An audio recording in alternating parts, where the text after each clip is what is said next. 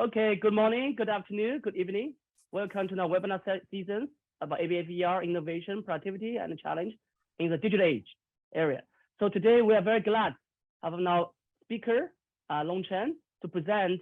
Long Chen is everybody know Long, and he's president of Luohan Academia, and also powerful of HUANG School of HUANG Entrepreneurship Research Center. More importantly, recently, Long in charge of a whole Alibaba group in terms of strategies, in terms of ESG. Okay, and today he will present a paper to talk about data privacy and the digital demand. And John will work with Yadong Huang, from former Luohan Academia, now CICC, OUYANG Shumiao, now current the rising star in Princeton, Ph.D. candidate, and Professor Wei Xiong from Princeton.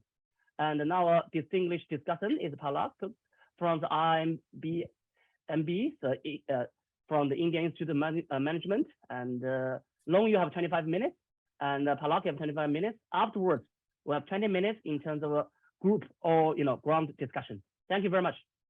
Okay, so good morning, everyone. So the topic I will talk about is data privacy and digital demand. So I guess no matter whether you are an academic or practitioner or policymaker, we all agree that data plays a central role in the digital era. By a stark contrast to this consensus is our understanding of the issue, which is still very, I would call this very fragmented. And it shows up in social sentiments, in the policy debates and academic research. So let me give you some examples. So let me give you some examples. For example, for the on the policy side, I'm going to quote some of the talks. So World Bank would point out that enabling the reuse and repurchase of data is critical if the reuse and repurposing of data is critical to lead to better lives. So it really promotes the data exchange and flow, and that echoes also with the policy initiatives in China. But then, on the other hand, we all know that there's stricter protection of privacy policies and regulations coming up, and it's being implemented across the world. So then, if you look at the for the theories, we promoting understanding the benefits, the challenge, and the mechanisms to promote data exchange has been, I would think, is a cornerstone of the information economics for a long time. But now then we have more and more studies on trying to understand and model privacy as a cost of information sharing. And so how do we balance? How do we exactly understand those issues? And then, of course, on the practice side, more and more regulations coming up, and companies, big or small, are affected by this. And companies, I'm now sitting at Alibaba, and so as far as I can see, many companies, especially technology companies, are implementing privacy technologies and trying to change how data is exchanged and the relation between privacy and the data exchange, which I will come back to this subject in the end. But let me start by pointing out that it has been a very long tradition in economics to understand how important it is to exchange data. And I think it's worthwhile to emphasize this, because somehow we're kind of focused on privacy and forget about the other side of this. I'm going to quote several things. So, like, for example, Dr. Norris talked about that the fundamental problem of cooperation is really for the individuals to attain knowledge of each other's preference and likely behavior. So we have to know each other to serve each other, to cooperate with each other. If we think about that, Hayek, he's going to talk about the economic problem of society is really the problem of the knowledge sharing. So, and the knowledge of the circumstances that is not, nobody has it in total, but it's actually dispersed. And so that's really the power of the market. And as Rona talk about later, a large chunk of the economic activity is really trying to promote information sharing to reduce transaction costs such that we can take advantage of the diffuse knowledge of which Hayek has told us. And so we have a long list of studies to try to understand the problems because of the arises because of information asymmetry, such as the adverse selection problem, moral hazard, principal agent problem.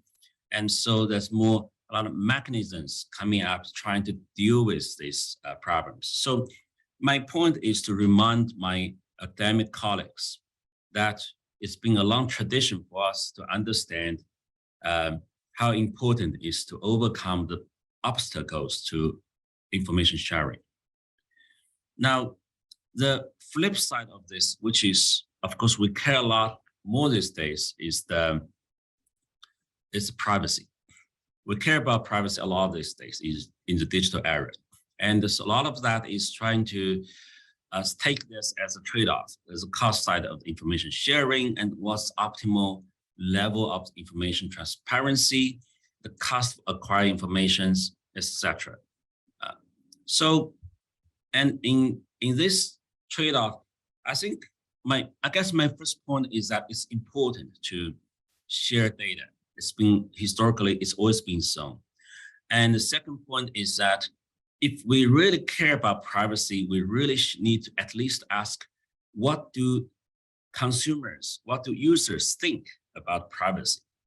Now, but this becomes an interesting thing because you find that what they talk is not quite what they walk. And so if you do surveys, if you ask people around, people care about privacy a lot. But then as a lot of the studies shows that people are willing to share their personal information with very little financial reward. And we know every day that people post a lot of the information and the activities. And on the right panel, you can see that is something called privacy paradox. Across the world, which is regardless of the culture, you can see that people care about on one hand, people said, well, we care about the privacy. It's the blue line, we're concerned. And the red line says that we trust internet. So, and they go hand in hand. So this is privacy, so-called paradox. If we do care about privacy so much, why do we share the information so much? And that's, of course, a critical question if we really want to do anything about privacy. Now, so economists have come up with different answers to this apparent paradox. And some of that is ignorance. People just don't know how harmful it is to share information. They're ignorant. And they also have the illusion of actually they can control the information. But of course, it's kind of a little bit absurd to think about that billions of people are ignorant. And then another one is I think another popular interpretation is the resignation. We kind of give up. And so, because, there's very little privacy anyway in this era, so we kind of give up. So stuff like that. So there's a lot. So, and we're going to come up with a different, which we believe is the more natural interpretation, which really explains why people's use of the internet to share more and more information is being the decisive trend across the world. This seems to me the only more plausible interpretation, which is that. So we're going to do a study. So of course, then, for that resignation, there's one interpretation is that because you have to use the large apps like Facebook or other ones, and And they have no choice anyway, because it's just so powerful. All your friends on it. They have no choice. And that's another side of the resignation. So that promotes us to ask question. If the users do have the choice, what would they do? And so we conduct this experiment. Now, previously people do surveys, found that they are willing to share, but then people doubt the method of the survey using the survey method. So we're going to do this then. We're going to use the survey people. Then we're going to see exactly for the people talk the talk, do they walk the walk? Okay, so that's the design of our little experiment here. And then we're going to use the Alipay, the platform. As many of you know, Alipay is a popular payment and lifestyle platform in China. It has more than 900 million active users, which actually now more than a billion users. And so it has, what's interesting is that it has millions of, more than 2 million mini programs. And what is a mini program? A mini program is like a very lightweight app. It can call this a temporary app. It can show up in Alipay and it can disappear. But then if you use those little apps, each time they're going to ask you, do you allow me to use the information? And those apps, some of them are kind of important. Some of them is really very minor. It ranges from restaurants, to transportation, from a lot of services, so from necessary or from irrelevant, or it's not important. So it gives us a wide range of the choices. And here we're trying to see if the users do have the choice. Now, they might not have the option on choosing Alipay. Obviously, they have the option to choose millions of other apps. So when they have the choice, what is their choice? Especially if we survey people to first ask their attitude, preference, then we see what they do.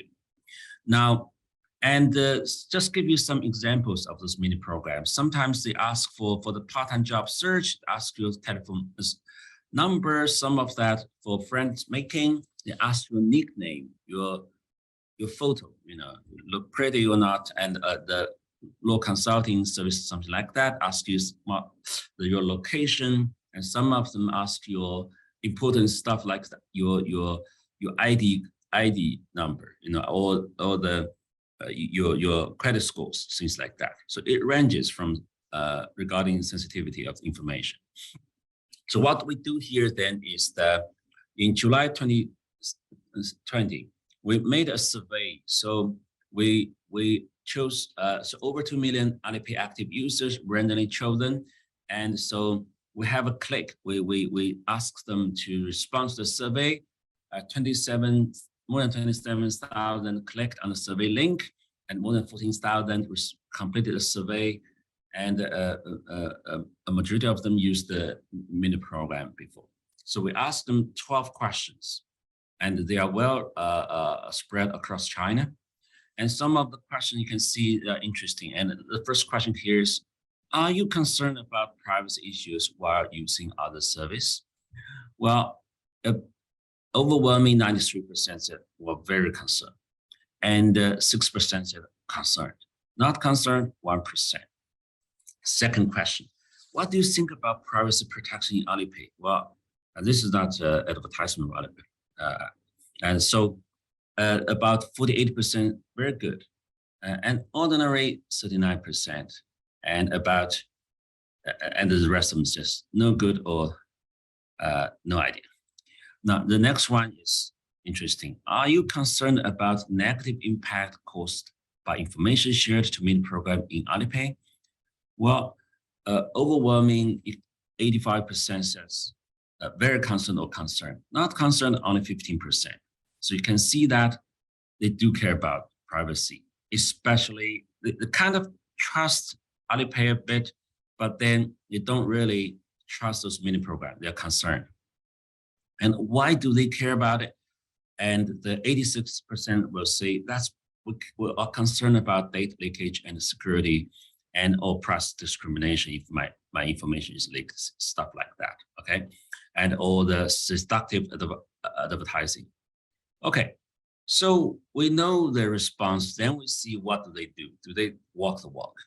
Now, as a simple framework for us to understand this, let's say the cost of each using the mini program J for user I is the CI. They have every user have different preference, and different mini program have different privacy concerns, and then also they have corresponding benefits of data sharing.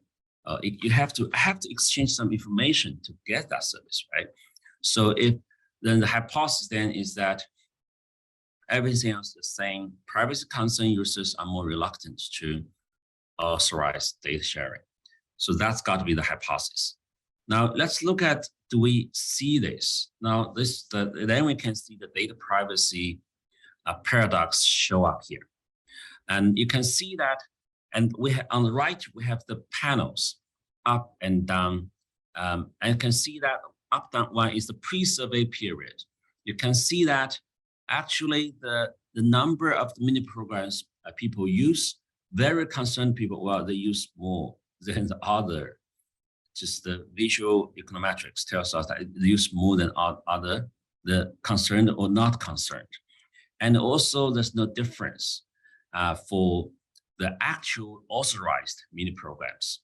And post the survey period, it's very similar pattern. Okay, so we can see this, and if you use the regressions, we can really verify. You can see that we try to explain the number of authorized mini programs, or do they visit those mini programs. You can see that if you have the concerned dummy or very concerned dummy, they show up for the pre-survey period, either insignificant. So concern doesn't make a difference for they don't really reduce their adoption of mini programs. And actually they visit more. And for the post-survey period, it's because it's also the period that China is adopting the more those mini programs. You can see that actually they're adopting even more than the other groups. So they concerned, but they just use more. Now, and that's the user level analysis. Very similar things show up in the user mini program level analysis. And so you can see that pre-survey period, there's very little difference, and post I think the lower one should be post, and then you can see that it's even more significant for the more concerned ones. Education doesn't really make a difference. Actually, for all the ones we actually controlled for city, gender, age, digital experience. So they're not ignorant, but really that make a difference. And for the college, if you have a college dummy here, you can see that actually higher education, they use more. They use more. And but for self-control ones, they tend to control themselves, use the things like the game or stuff. They're more conscious, so they do use relatively less. But you can see that that's a preference. It's easy to understand. Now, to validate. So some people might say, well, you have this survey. Maybe this survey does that really capture the to people's privacy attitude? Well, we're going to use some expand to more robustness analysis. So here you can see that we do find that the concerned dummy or very concerned dummy, actually they are very positively related to the experience of the users to cancel the mini programs. So they cancel more if they're more concerned. And they are more active to change their privacy default settings. So that means they do care about options. And they are the group not only more concerned, they do cancel more mini programs. They actually also proactively change their default privacy settings to have to implement the option. But of course, in the meantime, they do use the mini program more, right? So Then we want to ask, why do you use the mini program more? And those are part of the questions. The first question, well, I agree to authorize data sharing with mini program because it is safe in Alipay. Do you agree or disagree? Well, 58% says we don't agree. So I'm looking at the concern or very concerned. So it's not because they really trust Alipay, so they gotta share the more mini program. Second question, I agree to authorize data sharing with mini program because my information has already been shared in many platforms. This is a resignation, right? Well, 88% of them, we do not agree. So they don't think I have no choice. Oh, my data is leaked anyway. They think they can control it. Third question, I have to share my information in exchange for digital service, even though I have concerns about my data privacy. That seems to want to make most sense. And 65% of those concerned or very concerned people agree. So now you can see where they come from. Fourth question, I only authorize data sharing with mini program when the request data are not important. No, it's not. That's not the primary reason. 80% do not agree. Last question, I tend to authorize data sharing with mini program that are used by my friends. Well, 56% of them do not agree. So they're not just like following the crowd. Okay, so we have more hypothesis test, just following just one set. We probably can assume that as we said, the privacy concerned people, they use more than actually they probably are more concerned.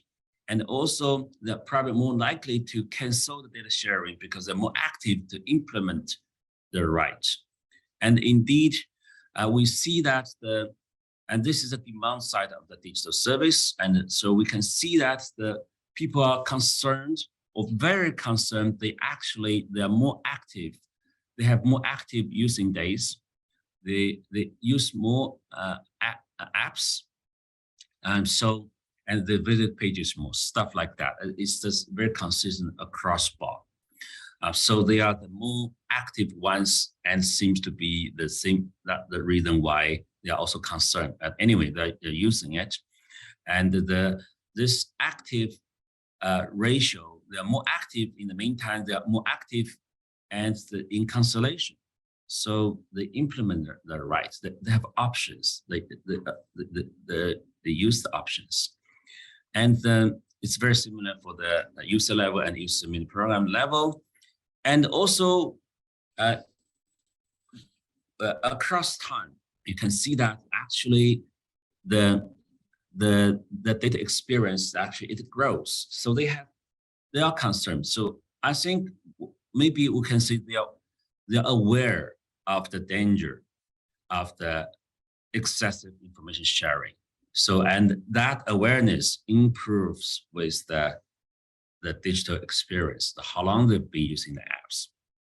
Now, another side things to share with you is it's a time series test. So that's event. So on January 3rd, 2018, at that time, so there's on Alipay, there's a box consenting to the Sesame Credit Service Agreement was sent to the default choice.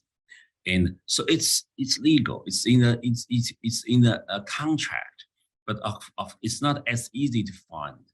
So some people started challenge. So you have to make it more clearer. So we actually Alipay at that time apologized for this, even though everything is legal. But then it probably should make it really headline to remind people. Some people care about it. So some people actually, because of this news, some people respond quickly to this design. I think probably it's not as good. I'm going to come back to this point. So we're randomly sample 100,000 users and to see what is their response. And you can see that indeed the ones they are heavy users. Okay, they're not here is not the surveyed one anymore. It's outside of our survey window, but you can see the heavier users, they actually respond much more. Of course, but after that, they decided, okay, this is not a big deal. So they come back to normal, but they respond more than other people, the more frequent user ones. So they are consistent with our previous results. And so anyway, so it's and also the ones with the heavier users also tends to be the ones with the more cancellations. It's very similar. But then as we can see that the general pattern is that users, they use more and more digital service, and they're more aware or they're more concerned, but in the meantime, they could use more, not less. So that's the general conclusion we can see pre and post the survey period. So that what we have done here in this experiment is that we have confirmed this data privacy paradox, and we don't think it's because of ignorance, because of the illusion of they can control, because of the resignation. It seems to be that it's a byproduct. They are using digital applications more, so because they want it. There's a demand, and so in the meantime, they are aware, they're concerned of the data leakage, the misuse of the privacy data. So that seems to be overwhelming picture, and we think this seems to me this got to be the most likely interpretation of what's going on now. But that, of course, it has implications, because if that's the case, then what we really need to do is to help people to protect their privacy better, such that they feel safer and they care about data exchange as users, which is really consistent with the long information economics literature, and that we've been working on for a long time. And finally, so my point here, the main point of this paper is that this seems to bear the trade-off. The reason paradox exists because they are willing to trade off. That must be the demand, the utility they gather from this demand is huge, relatively huge, right? So that's seems to be reasonable conclusion. And finally, what I'm trying to say here is that actually I think it's less and less likely a trade-off here, because as I'm becoming a practitioner economist now. So as throughout days, you can see that for the policies and both the practice, they're promoting I think the decoupling of the privacy protection and data exchange. For the laws passed in China, they're promoting that you probably do not want to share the original data. If you have some safe ways to exchange information, good, let's do it. So, and in practice, that's exactly what we are seeing in many cases. I'm giving you several cases. Apple has this tracking transparency. It tells the people who is tracking your data usage. And we know because of that, Facebook really complained because they are losing a lot of money, because they cannot precisely know the result of the advertisement. And Google, they have this privacy sandbox. But in general, they're trying to limit data sharing with third parties. But now, and also in Taobao.com, right, in China, we are also promoting. So I'm giving you this, I think it's a really interesting thing. With now and more general, we have this, you can make the data exchange without sharing the original data. It's like you hail a taxi online, right? So actually, the taxi drivers will contact you because they need to contact you. But then they don't really know your original number. It has a virtual number, stuff like that. So there's more and more, let's call this privacy technology. In every segment of the value chain of economic activities. And I think this is the future. We are going to have better and better technology that limit the exchange of the original data, but it will promote more and more data sharing. Maybe more than 100 years ago, when you take I'm finishing up. I think you look anxious.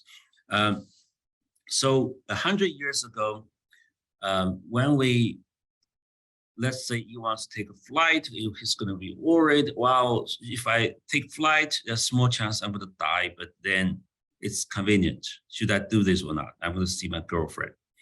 But then gradually, he don't worry about this anymore because the flight technology is to the point that you can fly without worrying about you're going to die. I think this is an important feature of the data and to understanding the data sharing and privacy. So let me conclude. In this, here we're trying to make a little attempt to tackle what we believe is a building block issue of digital economy. It is critical to understand the nature of data and privacy. So I call for all my academic colleagues to think about the issue. It's a building block.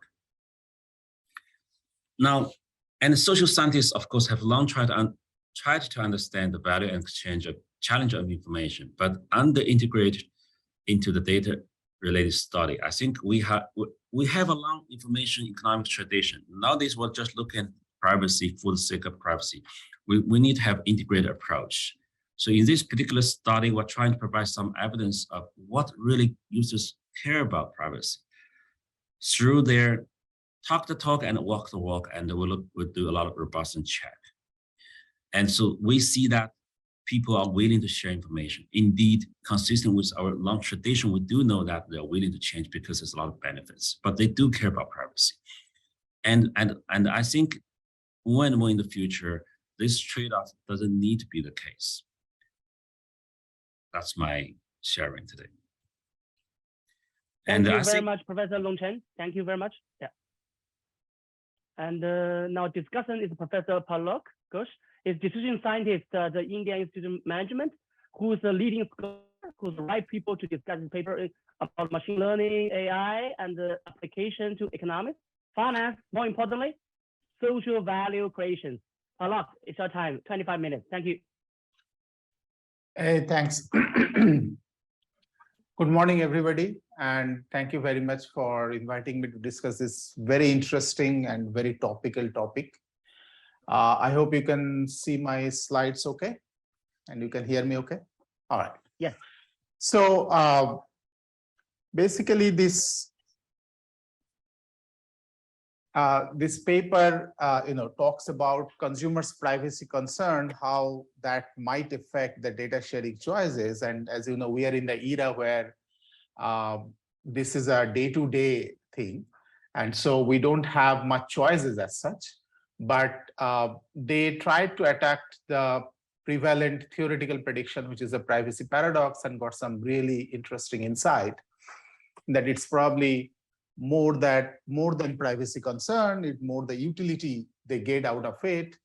And they have two nice data set which they kind of combine. One is they conduct surveys on the Alipay users who actually using the mini programs, and then they connect it with the administrative data of these customers who are in the mini program to try to figure out what they have done before the survey, what they have done after the survey, and from there they gain insight. So their main results, the way I see, is that consumers who are more concerned are actually the ones who uses digital services more. So basically there is a joint correlation or positive relation between privacy and digital demand. So that's I think they have shown it in a very robust way in different ways. So let's, if we go from that angle, let's first look at the broad picture. So basically, this paper sits in very nicely to the data economy privacy, which has been a big, at least in academic fraternity, big area of research. And I see there are, like, in general, 4 different ways how people handle it with answering different questions. So one thing which people have been trying to understand is, how does we as a customer value data?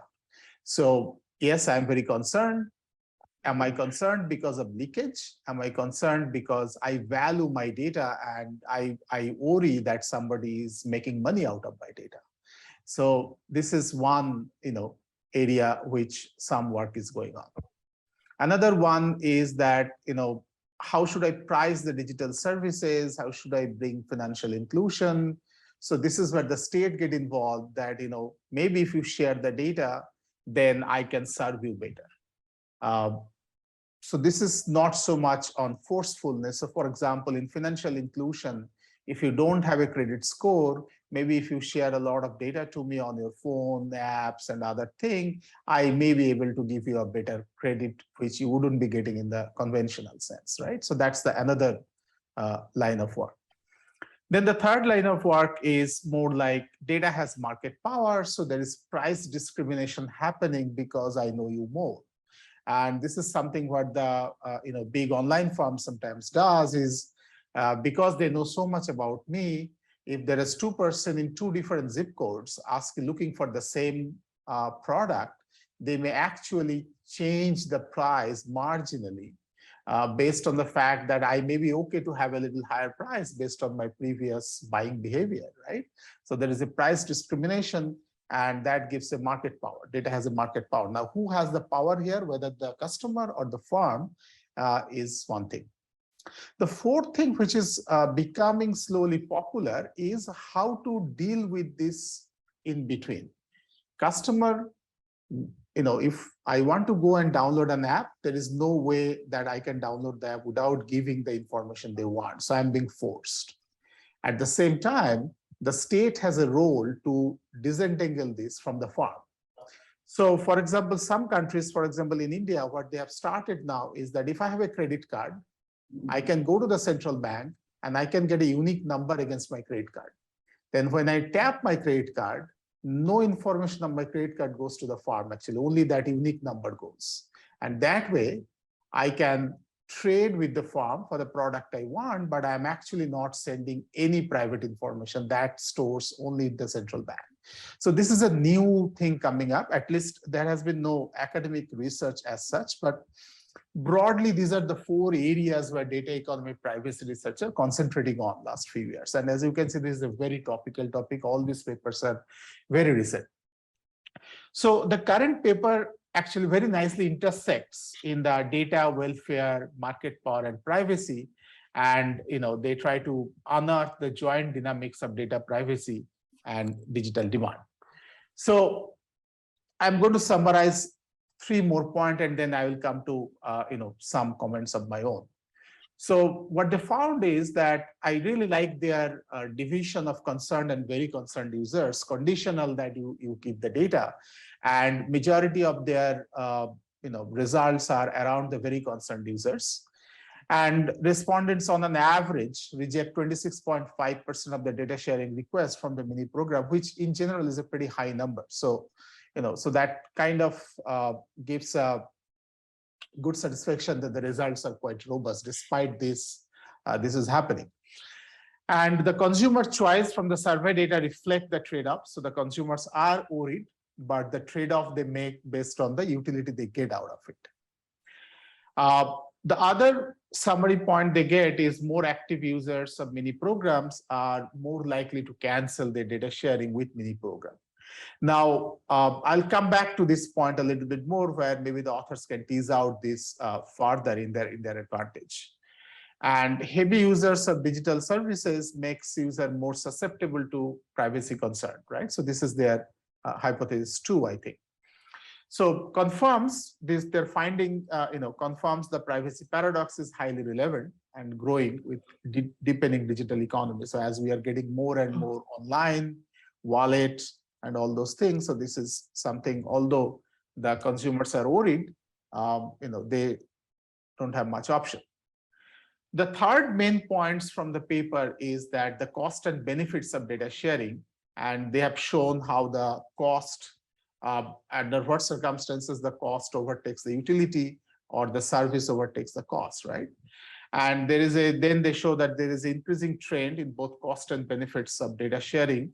And that kind of one explanation for the rising trend in Alipay users data sharing in their sample. Now, the paper talks about these 3 points. So let me come back to a couple of suggestions or comments. Now, majority of my comments centers around either finding a better mechanism maybe, or there is an alternative story there is. So first thing is, the paper talks about choice, but I guess in this era, consumer really doesn't have a choice. They are kind of forced, right? So then the question is are we going to talk about correlation, or we can tease out some causality, right? Because if in their utility, in their very simple model, which actually explains very nicely the joint dynamics, if I need the service, then then my BI is always going to be greater than the cost. I know that, but I need the service. So how can we tease out a little bit more towards the causality angle? Obviously, one option is to do a clean shot is the RCT, because they have access to this data. One way maybe for some consumers allow without giving any information, use the service, and for some consumers not. I mean, that's a simple A/B testing. Might be a much better way to tease out along the same angle. Now, can the existing data help? One of the interesting thing I think they can look at is they have looked at the how many mini program cancellation happens out of the very concerned user.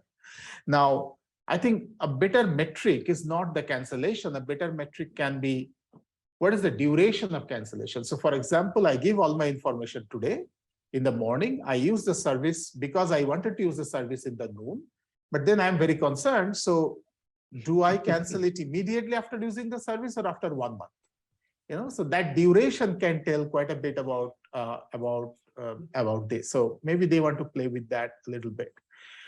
And then, is there any potential identification we can use? Like in one of our paper on privacy versus convenience, we have used the data breach.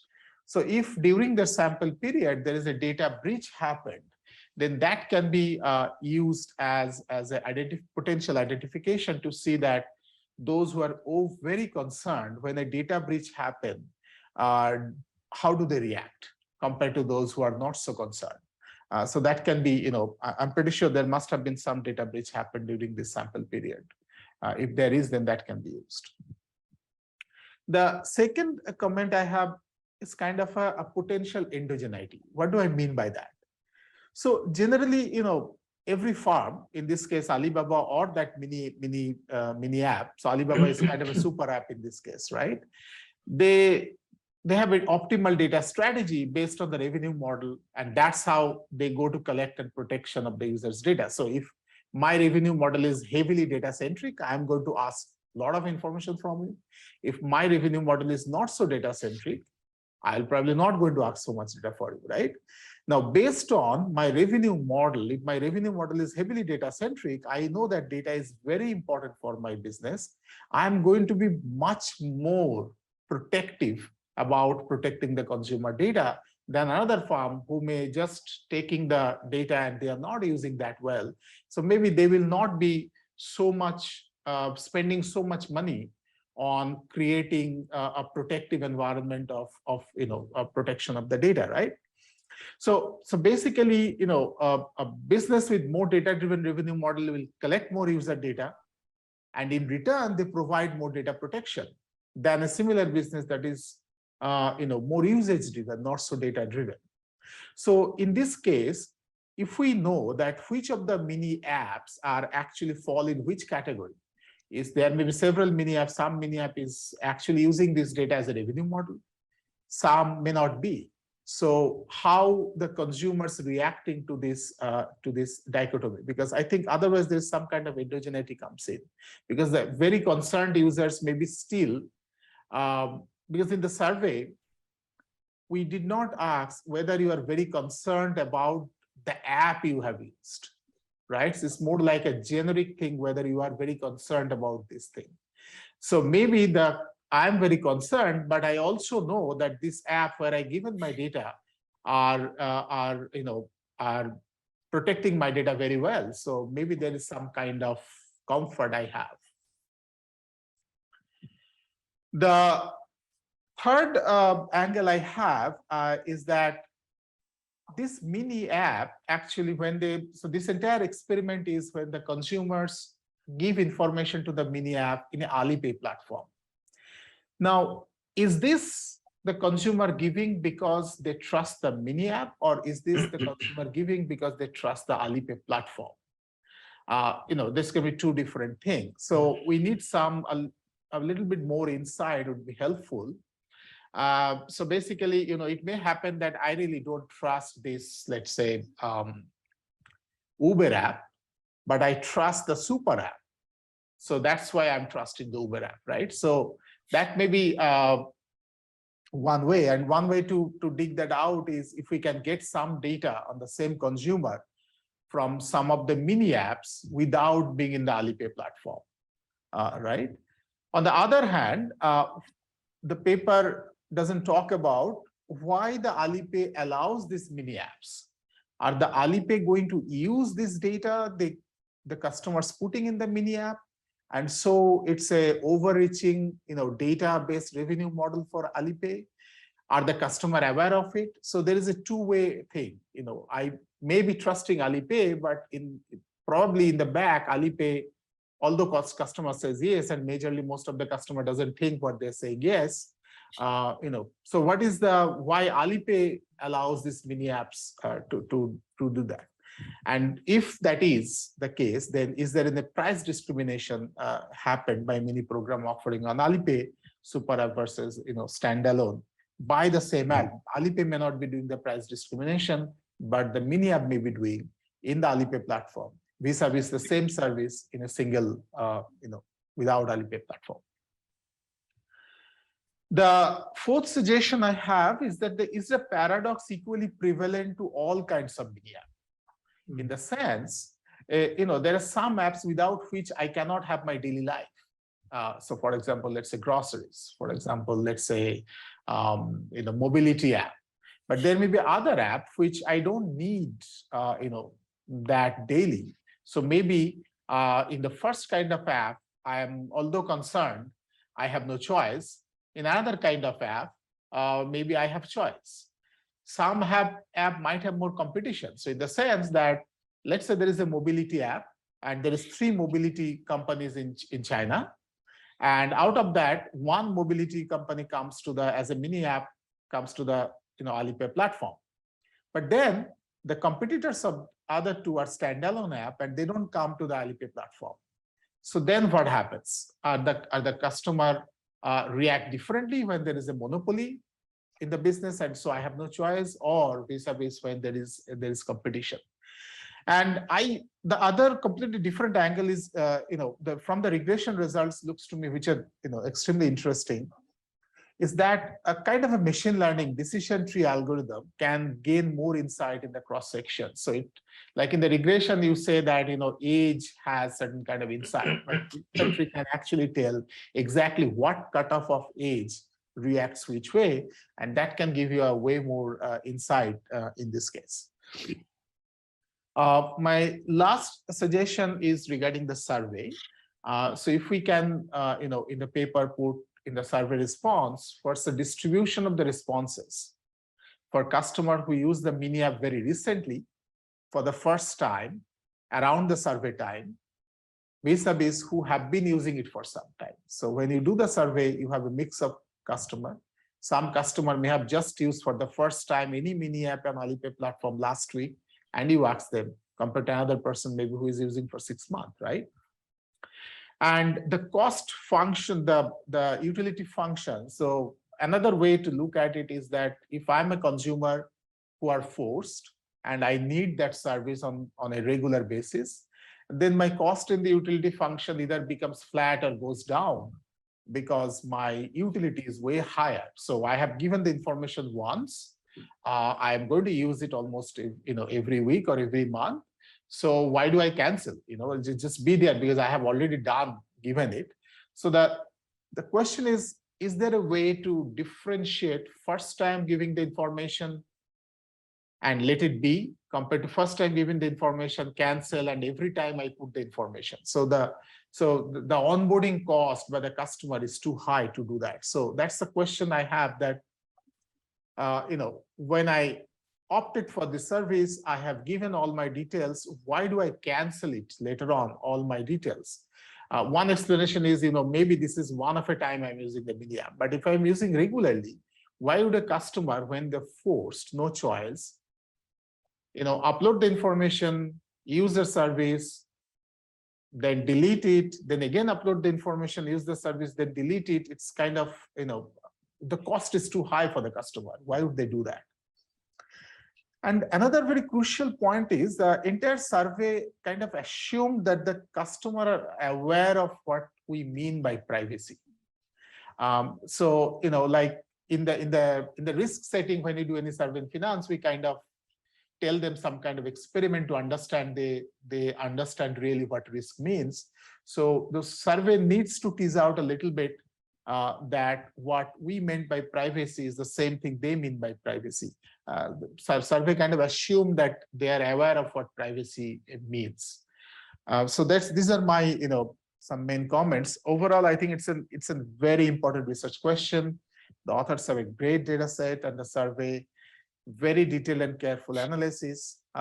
Maybe some of these comments they are already doing, and teasing out the mechanism a little bit more can be really helpful. Yeah, I'll stop here. Okay, thank you very much, Pulak. And Long, you want to respond immediately, or you wait for more questions? Yeah, I can respond quickly, clear this up. Okay.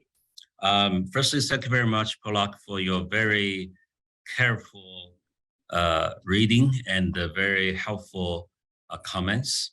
And so let me just, there's obviously something we need to think more, and I will give some quick comments when I hear you. So firstly, I think it's because we have a lot of those mini programs, and so we can see that the one contribution I think we see really to see across those mini programs how much people do care about the privacy protection. It's almost like magnitude, because some of mini programs are so trivial. You kind of get a sense of that, how severe, what's the really concern mean here. So people are not as concerned, as that's my sense of it. And so they are willing to share. Now duration.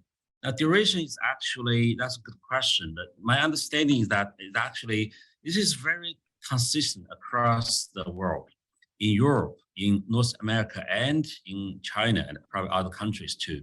That when people when they adopted those mini programs or the whatever program it is, people in most cases they do not bother to actually cancel it in general, and the ratio of cancellation is actually some kind of stable. So that's I'm just sharing with you my understanding of the issue. I think that's general. So it's not. We probably should cite more literature actually to support this, to clarify this point. You talk about maybe Alipay or like the big apps. They are the ones endogenously, they're gonna try to protect the data better and people trust more. And I think that's precisely why we do this mini program exercise to start with, because you can trust Alipay, but there's 2 million mini program here. Are you gonna trust them? Are you gonna share with them? Each time you have to make a decision. It's not Alipay, and we don't make the decision for you. So I think that's precisely the motivation for us to answer this. And I believe the result seems to answer this question. And another question is how, after people opt in, what makes them to opt out? And I think one thing, in fact, the trajectory of this particular paper is that before we do this survey, we already have the big data to look at people's behavior. It's pretty much the same like the ones we'll see here. But then we said to tackle this in a very more rigorous academic way, we need to do a survey and to see what they do. Probably that's more precise. Otherwise, the patterns are very similar. And what makes people to opt out in general, I think, is that they don't like the service. They hate it, whatever it is. They just, and you can see that the ones they opt out tends to be, have the fewer users, or they're just not as popular. So people kind of, they don't like them. And also as they do care about the service or also have some data security concerns.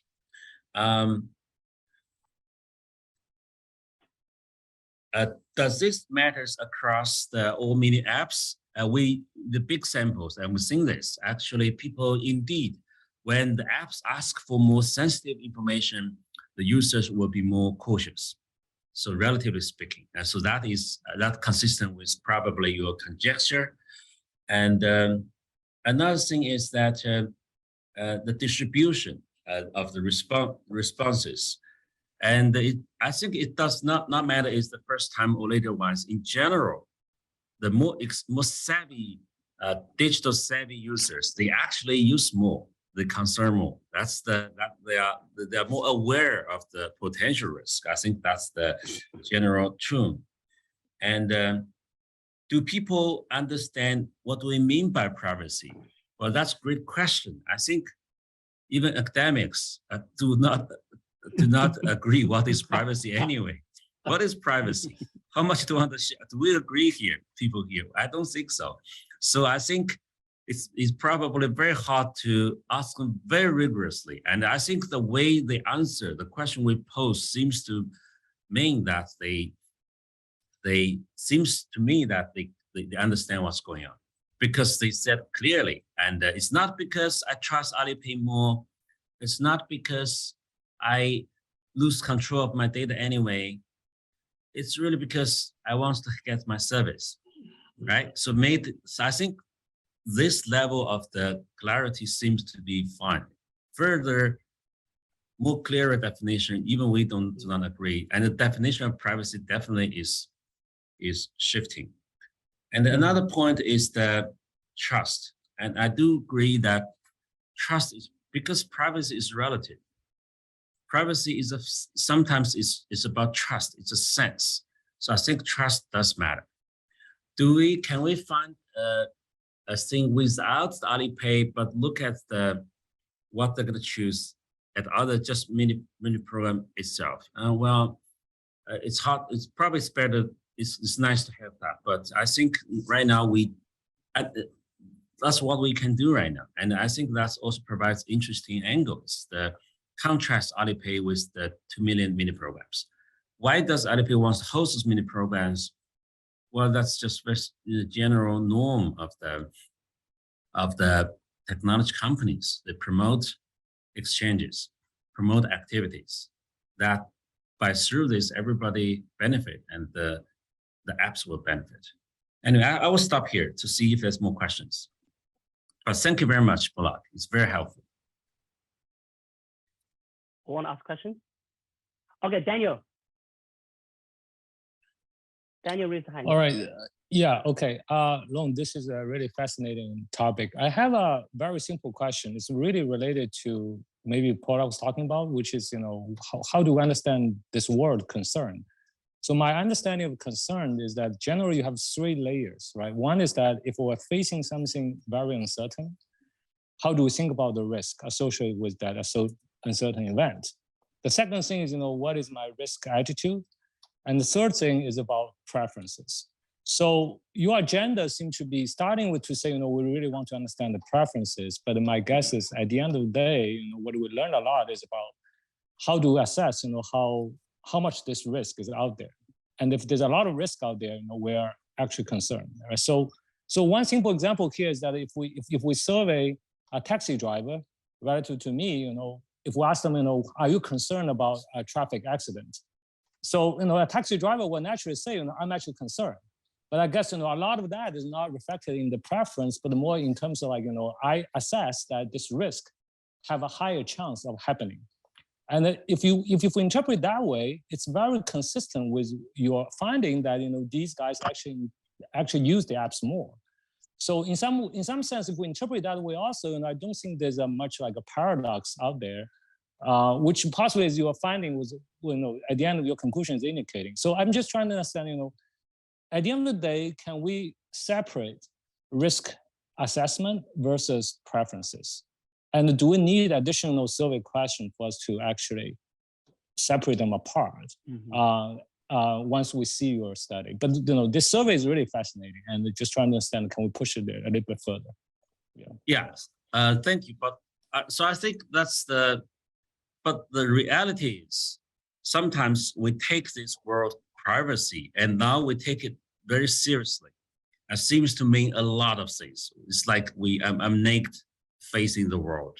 So, and that causes social sentiments. It causes policy change, attitude changes, debates. So it matters at really across globally at very important level. But what I'm trying to say here is that probably we need to look at the nuisance of what is this concern? What is privacy anyway? How much do they care about? Then we look at those details. Then we can see that maybe a lot of occasions, it doesn't matter as much. And people really cherish this. People really thrive. Look at the new generation. They thrive on it, they live on it. So we shouldn't pretend we know their needs. We should, but I think that's a good question. Anyway, so that's my take on this. Obviously, there's some occasions where really privacy is really, really critical. And in any case, we should protect them well.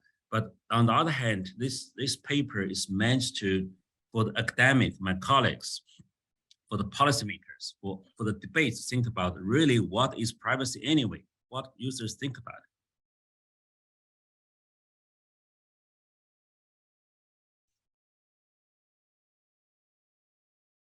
Anything else? Yeah. I think. Bonnet? Yeah. Yeah. This is really, really fascinating. Thank you. I want to thank both Long and Pulak. This is a wonderful, very stimulating conversation. My question is like Daniel's. I think there are terms like privacy, concern, and usage. And there exists a difference between concerned, not concerned. I think there exists a lot of variations among this group. What differentiate between concerned and not concerned?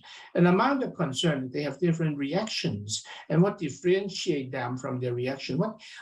Something that immediately comes to my mind is education level, the wealth level, gender, and all this thing. It would be very useful to come up with some of these nuance and to give us more fruit, to further give us more food for thought, to further the conversation. Then there's another thing that comes to my mind is that what is privacy? I don't want people to know who I am. But imagine the world that there's a camera, just look at me and immediately link me, my face, with so many other different kinds of data. Then a lot of this concern about being exploited, not exploited, et cetera, become unimportant, because there's nothing to protect. So the world, the desire, independent of the preference that Daniel talked about, the desire will change because of the environment. And as you suggested that now we are using more and more protection, we can ditch out the data and protecting the ID, those skills are available. So as this move forward, would this change people's preference about privacy? And one more thing that I find really interesting looking at your data, your results, is that there seems to be a chain after the pre and post survey. Why? Is there a survey effect going on here? I'm just curious about that. And finally, on behalf of someone in the audience, I think is Hiwei, his question is like, is this China specific or is universal, your result? Thank you.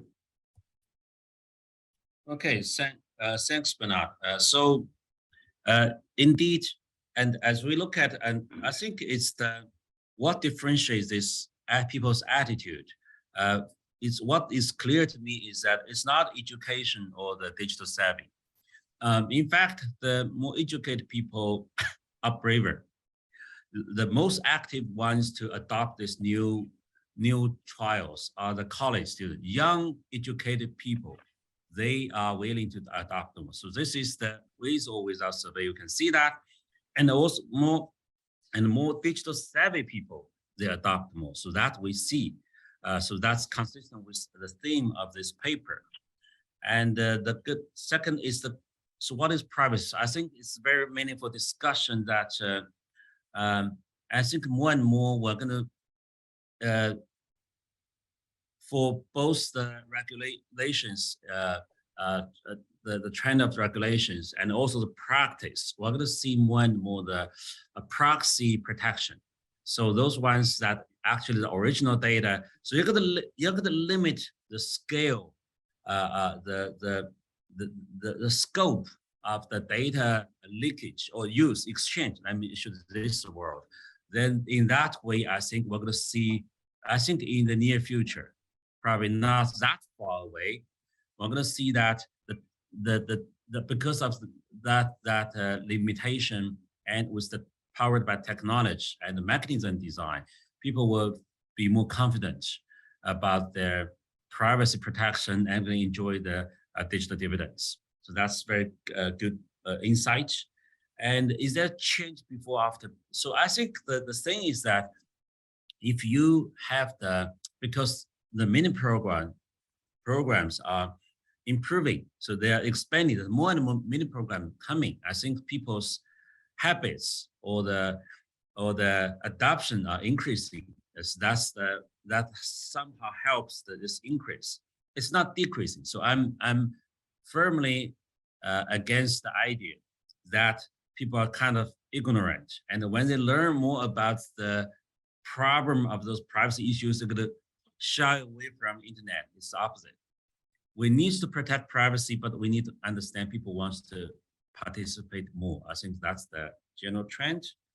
Is it universal? I think it's universal. We look at the globally, the literature in other countries. We believe it's the pattern is universal. It's just some of them do not have the data to exactly have the experiment to verify this. Otherwise, it's in a sense, it's common sense. Ask yourself, right, everybody. So we're going to use more, but we're still concerned. We want to be protected. I think this is very universal. What's the implication? I think it's just that we should have an integrated approach to understand privacy and the data benefits.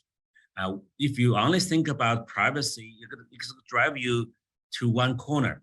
You're going to, in your models and in your policy recommendations, you're going to say, we're going to really protect them.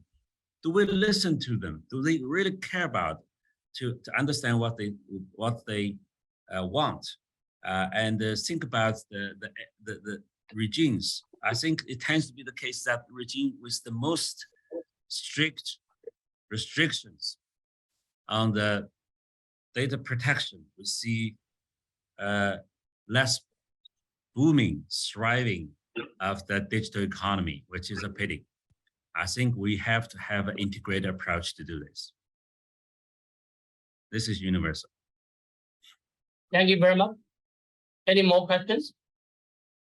If not, okay, let's I think there's one question. I think there's one from Poe. Oh, yeah, I would just keep it very short. Hi, long time no see. Yeah, I think, okay, we have different mobile apps, right? One probably only require very minimal information like your mobile phone number. Some may require your picture or even your address or something where you live.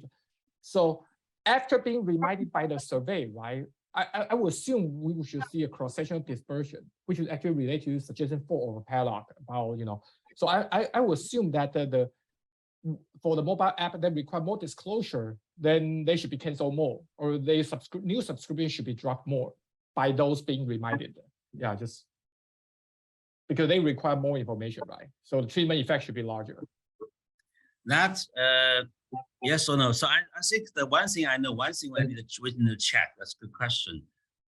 What we do know is that the ones that requires more, especially sensitive information, it's not just address, telephone number. Some of them ask you credit score, ask your ID or stuff. So but those ones people will be more careful to opt in, so to authorize. That we do know. Whether they opt out more, I'm not sure. We need to check a bit more. If you ask my hunch of this, I do not see it's necessary.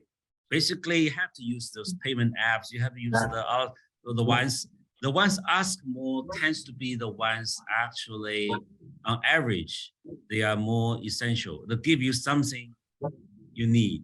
You have to trust them somehow. Yeah. So I think it's not clear opt out, but I think opt in people might have a choice. But anyways, that's my hunch, but good, we can check it. Thank you very much for long excellent presentation and research. That's all today's webinars, and Professor Young have some speech for offering. Thank you. Well, thank you, everyone. Thank you, Yi, thank you, Long, and thank you, Pulak. Let me just draw your attention to the next one on October the 5th. The title is Why Are Firms Slow to Adopt Profitable Opportunities? And is the presenter, the author is going to be Sean Higgins at Northwestern University, and Jay Bai of Kennedy School will be the discussions. Once again, I want to thank everyone, the presenter, the discussion, and the chair, and all the participants. This is a wonderfully stimulating conversation. Actually, people are WhatsApping me and continue to ask questions. So you can see the good thing that you have generated here to you all. Thank you very much. Thank you for supporting us. Thanks. Thank you. Thank you.